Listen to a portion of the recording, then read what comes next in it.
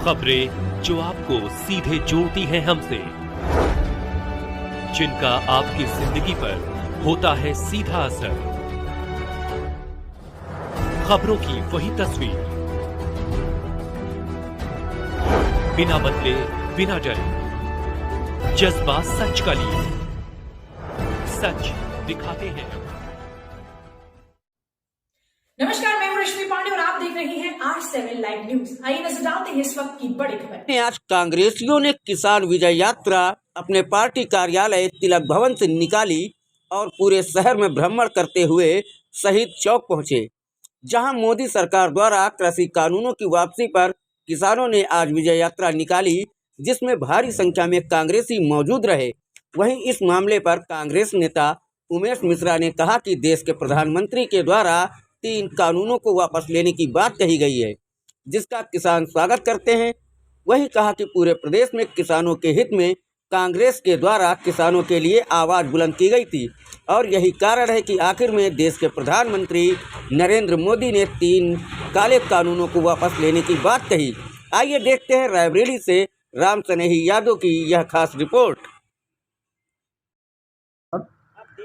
पिछले 1 साल से राहुल गांधी जी के नेतृत्व में, प्रियंका जी के नेतृत्व में, सोनिया जी के नेतृत्व में किसानों के प्रति कांग्रेस ने और किसान ने बहुत बड़ा प्रयास किया। जो प्रधानमंत्री द्वारा काले कानून का किसानों के ऊपर थोपा था, कांग्रेसियों ने बहुत सी मेहनत, बहुत आंदोलन करके किसी तरह से इस काले कानून के खिलाफ प्रधानमंत्री जी के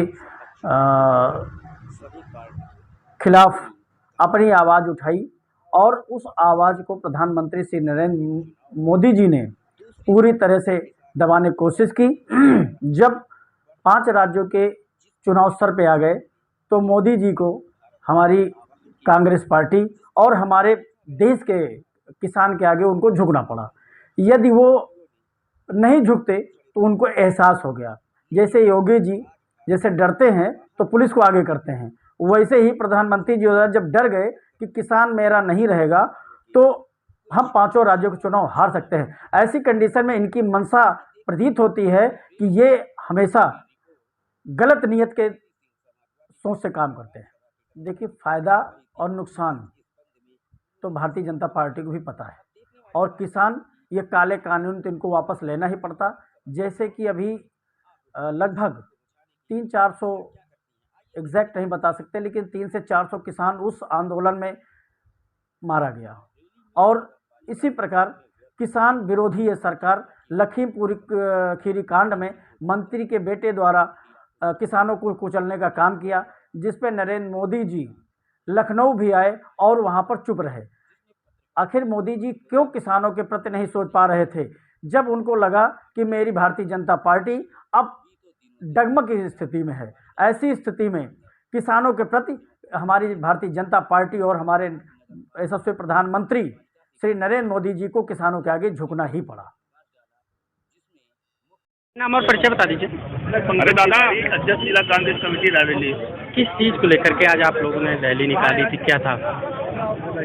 आज जो हम लोग किसान विजय रैली निकाले, अभी कल हमारे देश के प्रधानमंत्री जी नरेंद्र मोदी जो भाजपा की सरकार के शासनकाल में किसानों के विरोध में जो 3 काले कानून लगाए गए थे, हमारे देश का अन्नदाता, हमारे देश का किसान वो आंदोलनरत था।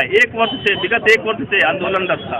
वो मांग कर रहा था कि नहीं, ये तीनों काले कानून किसान के हितों के विपरीत हैं। लेकिन ये भाजपा की हठधर्मी सरकार किसानों की बात नहीं सुनी।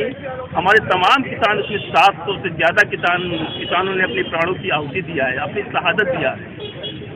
कांग्रेस पार्टी के हमारे नेता राहुल गांधी जी, प्रियंका गांधी जी और हमारे अखिल भारतीय राष्ट्रीय कांग्रेस की अध्यक्ष श्रीमती सोनिया गांधी जी, जो रायबरेली जनपद की सांसद हैं, उन्होंने लगातार किसानों के हितों की बात किया है। और ये भाजपा के मुख्यमंत्री से लेकर के प्रधानमंत्री से लेकर के मंत्रियों तक से उन्होंने कहा कि तीनों काले कानून वे वापस होना चाहिए। अंततः भाजपा की सरकार हमारे देश के प्रधानमंत्री को झुकना पड़ा और तीनों काले कानून वापस लेने पड़े। लेकिन हम सरकार से, भाजपा की सरकार से ये मांग करते हैं कि जो एमएसपी है, जो हमारा मूल्य, हमारी फसल के मूल्य का अधिकार है, वो मिलना चाहिए।